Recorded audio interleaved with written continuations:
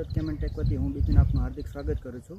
આજે આપણે ઇટાળી ગામે આવી ગયા છીએ, જ્યાં એક પ્લોટ વિઝિટ કરતાં આપણે જોવા મળે છે ચણાના પાકમાં આપણે ગ્રેડ 4 ફોલિયર વેરાયટી આવે છે ગુરુદત્ત કેમેન્ટેકની, જેમાં યુઝ કરેલી છે।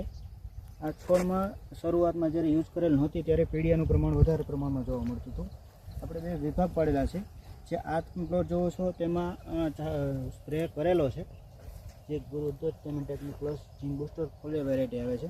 એની જગ્યાએ આપણે ડિફરન્સ જોવા માટે આ ખેડૂત એક જ ખેડૂતના એક જ પેલામાં નથી સ્પ્રે કરાવેલું, તમે રિઝલ્ટ જોઈ શકો છો। આમાં પીડિયાનું પ્રમાણ હજી વધુ જોવા મળે છે, એની જગ્યાએ આમાં પીડિયાનું પ્રમાણ છે તે નહીવત અથવા તો ઓછા પ્રમાણમાં છે, જેની જગ્યાએ ગ્રીનરી પણ વધારે સારી છે અને ફૂલનું પ્રમાણ પણ સારું એવું જોવા મળે છે।